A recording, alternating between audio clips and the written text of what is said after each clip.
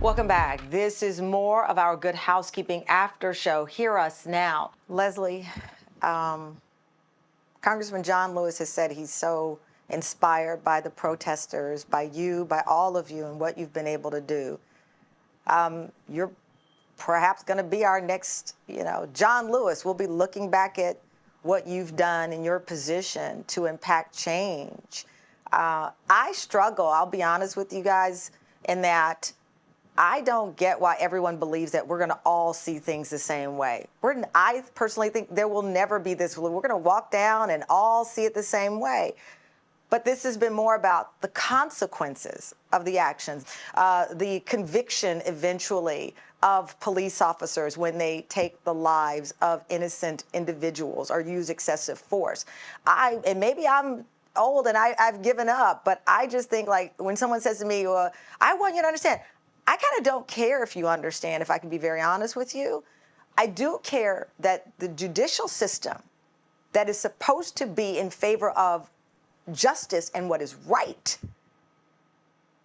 comes out that way for all of you. So am I wrong to think that way? Because that's how I feel. I really am not in a mood to try, and I get what Hannah's saying. There is a lot of education that should be had.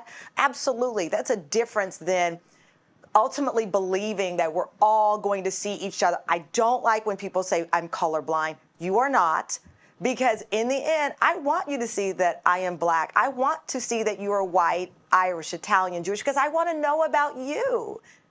And that doesn't mean standing or putting a knee on your neck. And that's how I feel. So I wanted y'all here because I'm thinking my nearly 50-year-old self, maybe I'm wrong. I don't think you're wrong at all. I think that you're right. This is systemic oppression that we are witnessing, and we have to recognize that it's people building up these systems.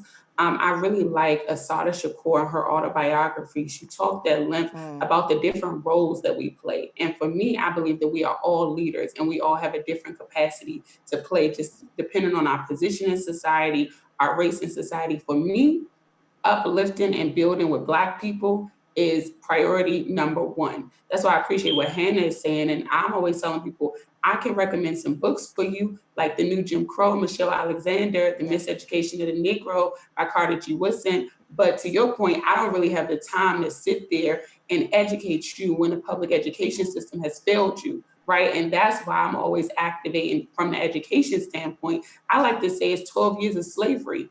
The American education system, not just for Black people, but the miseducation of our white counterparts, right? And it leads us into a very, very bad situation. For those of you who don't know, I'm also an attorney. I have a JD MBA from the University of St. Thomas. That's actually what brought me to Minnesota. I'm originally from the inner city of Washington, D.C. And it does make me sick to my stomach that we live in a country where it's quote unquote the land of the free, but the home of the enslaved African.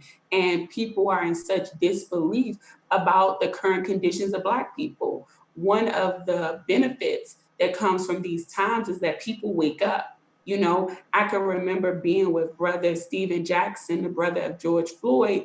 They grew up together, and I was praying. And this was right before that CNN interview that we did. And I really felt like George Floyd, like I could feel his spirit there.